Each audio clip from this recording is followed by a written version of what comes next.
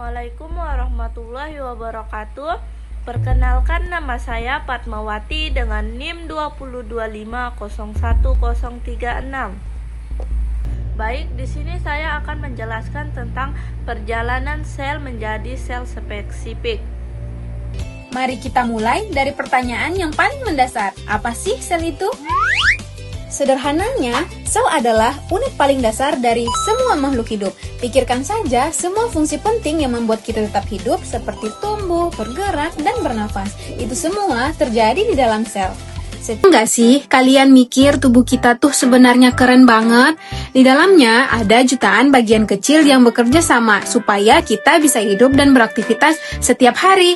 Yuk, kita cari tahu gimana caranya tubuh kita tersusun dan bekerja. Nah, semuanya berawal dari bagian paling kecil kehidupan, yaitu sel. Bisa dibilang sel itu kayak pabrik mini di dalam tubuh kita yang punya tugas masing-masing. Ada sel darah merah yang membawa oksigen, sel saraf yang menyampaikan pesan, dan sel otot yang membantu kita bisa bergerak.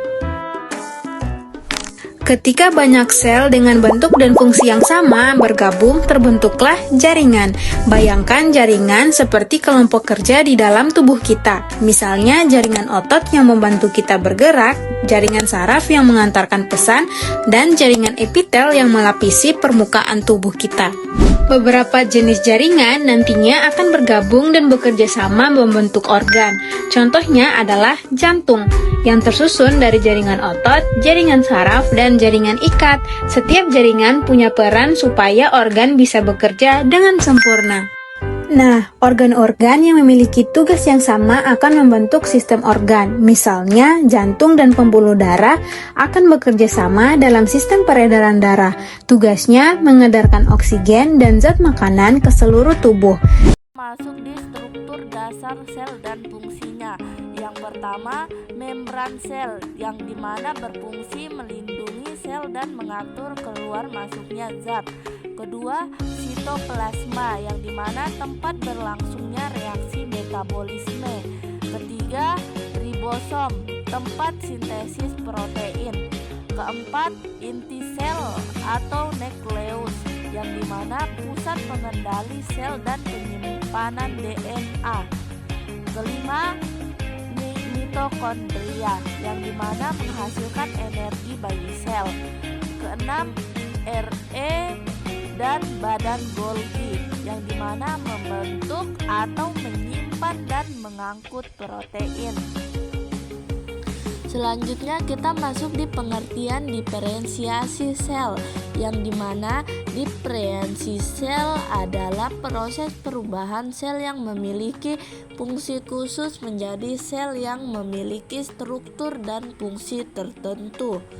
Seperti sel punca atau stem cell dapat berkembang menjadi berbagai jenis sel meskipun semuanya memiliki DNA yang sama.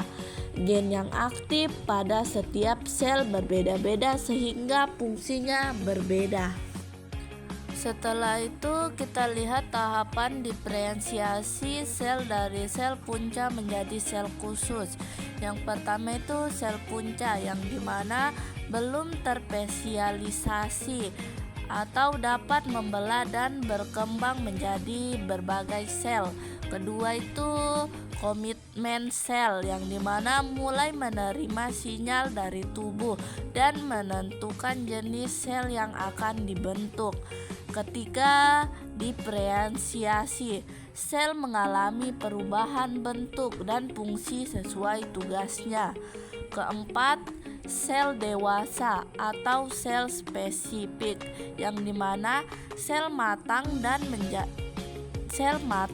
menjalankan fungsi tertentu.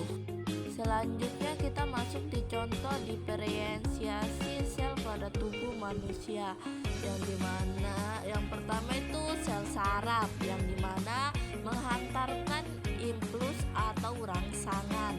Kedua, sel otot, menghasilkan gerakan melalui kontraksi. Ketiga, sel darah, yang dimana sel darah merah mengangkut oksigen, sel darah putih melawan infeksi. Yang keempat, sel epitel, yang dimana melapisi permukaan tubuh dan organ, melindungi jaringan di bawahnya.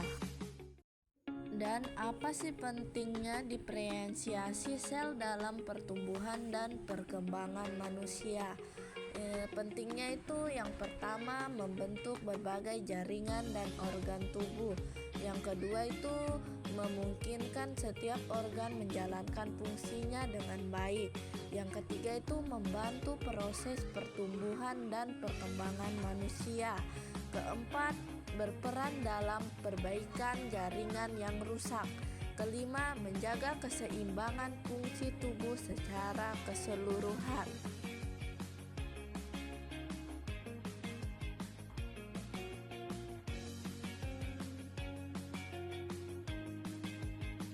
Gangguan yang dapat terjadi apabila proses diferensiasi sel tidak berjalan normal.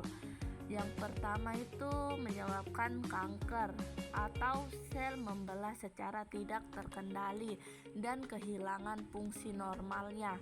Kedua itu gangguan pertumbuhan, jaringan dan organ tidak berkembang secara optimal. Yang ketiga, kelainan bawaan atau kongenital, yang dimana gangguan diferensiasi saat perkembangan janin dapat menyebabkan cacat pada organ tertentu. Keempat itu penyakit degeneratif, yang dimana kerusakan sel yang tidak dapat diperbaiki dan dengan baik dapat menyebabkan penurunan fungsi organ. Jadi, siapa pemain paling penting di tubuh kita? Jawabannya, semuanya. Tubuh kita bisa juara karena setiap sistem saling bekerjasama dengan hebat. Setiap sel di tubuhmu bekerja tanpa henti untuk membuatmu tetap hidup, bergerak, dan berpikir. Kecil, tapi luar biasa. Sama seperti kamu, dari hal-hal kecil bisa lahir sesuatu yang besar.